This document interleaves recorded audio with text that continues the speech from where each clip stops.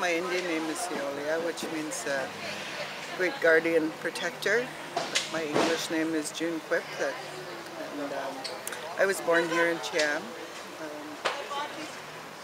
I lived here most of my life. Yeah, we fished at one time, even in the early 1900s.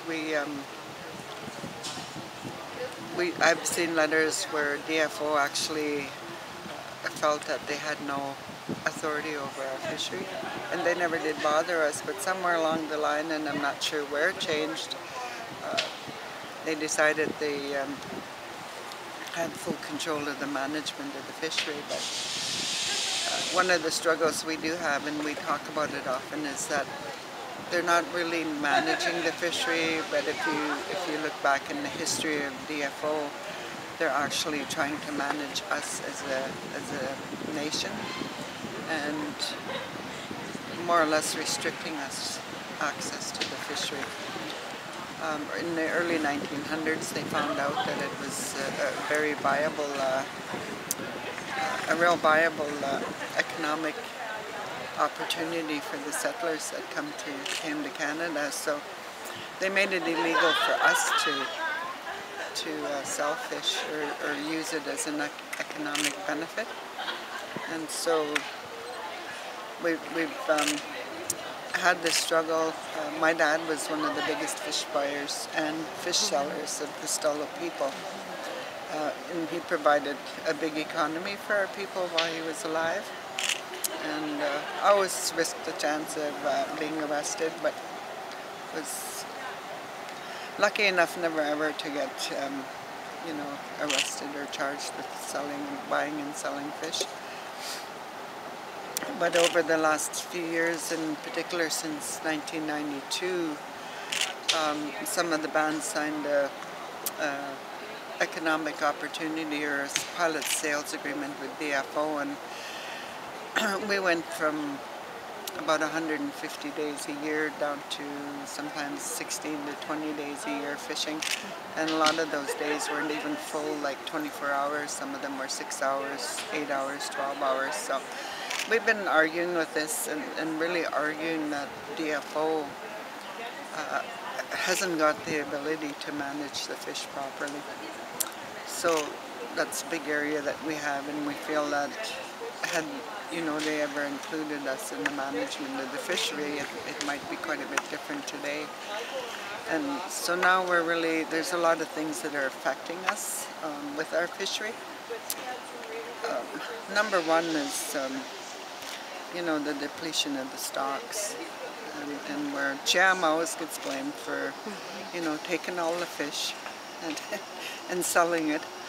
But we talk about it, saying if we were actually to take that many fish out of here, we'd have to have 30 or 40 big trucks to take the fish out, which we would never do. We always say that we didn't have a problem before the settlers came in managing any of our resources, because there was plenty enough to go around, and we didn't really use it as an economic business, although we did do some trading, but we always only took what we needed and made sure that there was always enough for the next year. But we faced a lot of battles with the Department of Fisheries. They come out here and we have pictures of them, 3 or 4 boats with at least 4 fisheries officers on the boat, and yet they say they don't have the human resources to monitor the recreational fishers, especially out in the ocean, because they take a lot of our salmon, and so we often ask why. They really target Cheam, especially for the fishing. We do have some excellent fishers here. Hi, my name is Arthur Manuel. I'm from the Salmon Nation, from the South Central Interior of BC. Anyways, I'm at Cheam, which is near Agassiz, BC. I witnessed, maybe kind of learn about how to test salmon for possibility of catching, possibility that they have caught disease from fish farms. There's a serious question that the contamination and the disease that happens in fish farms does transfer to wild salmon, and that there has to be a more conscious effort amongst especially indigenous people to learn how to monitor and test salmon. Anyways, the noise in the background is annoying.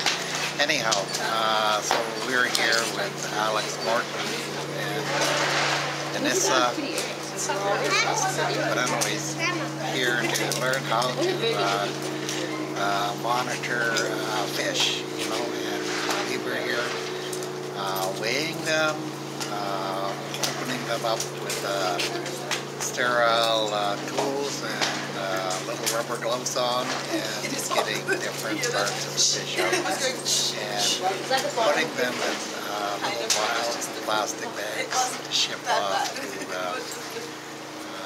I guess laboratories where they will be tested to see if disease has entered these fish, you know. But this should happen not just for the particular species of fish going through now, which I think are springs, but also with sockeye and other salmon from different areas, because different salmon travel to and from the ocean, some through the bodies of water between Vancouver Island and the mainland, and some around Victoria and the deep outer ocean. So those things we have really no data to decide on them. But it's really critical because fish farms are becoming very numerous on the coast, and we really don't have a lot of information. And the Department of Fisheries and Oceans, though they claim that they're here for conservation, really aren't. They're more interested in foreign trade issues like that, so they're not really here to concern protecting the salmon. So I think it's really up to people, especially indigenous people, to take a leadership role in Cheam is a native indigenous community, June Quip, and a lot of people from here, the ones that have always been pretty leadership oriented, giving guidance to us. So that's why I'm here in Cheam, to learn, to show support for Cheam. I'm also a person that eats lots of salmon, so I have an obligation to be here to make sure that testing, which normally the government won't do, is actually done. Actually, there's a special opening for salmon today by DFO. I think simply because people are going to go and get fish anyways, and the government was a little bit, didn't want to wind up getting into a legal battle with the agencies over getting salmon for testing, because we do have a right as indigenous people not only to fish, but we also have a responsibility to conserve. Yes, there's a real concern about, you know, these fish viruses that are happening right now, that, you know, we have concerns about, you know,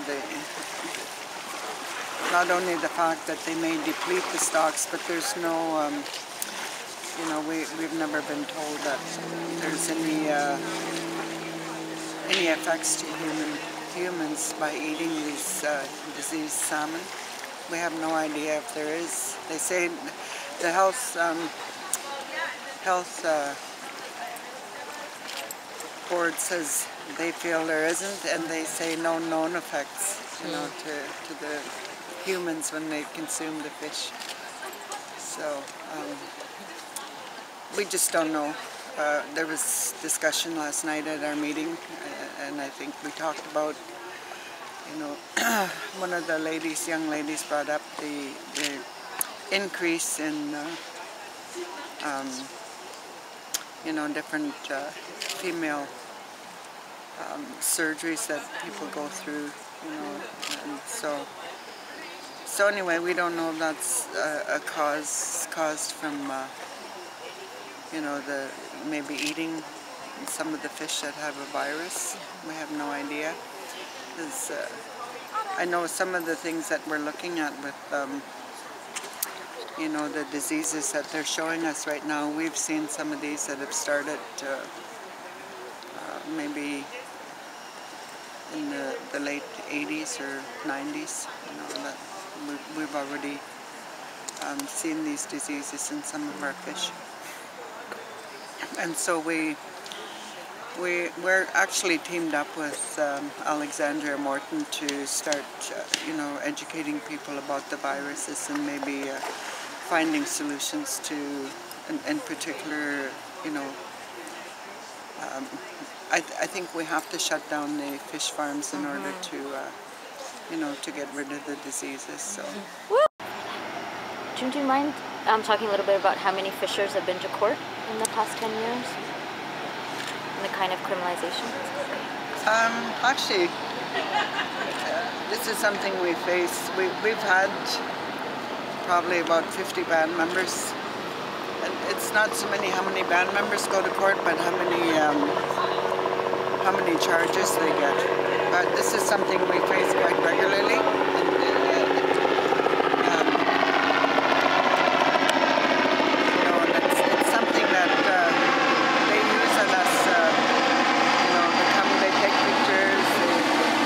Back and forth, but yeah, we've had several people at one time.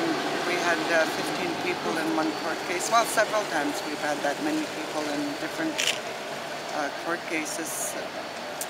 My husband, daughter, and son were in court for 12 years, and a lot of our members have go to court for many years without any resolution to, you know, to what we're facing. So. It's a big issue even going to court. Our people are labeled as repeat offenders.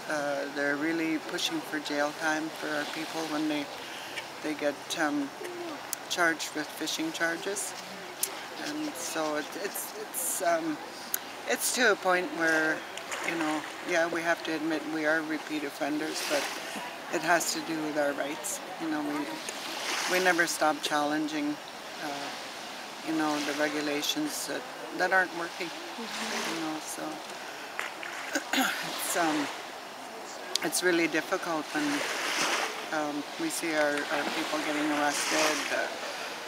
A lot of the documents that we've seen with BFO that they present in the courts show how much we're probably being videotaped right now, and even so much as listening to our conversations.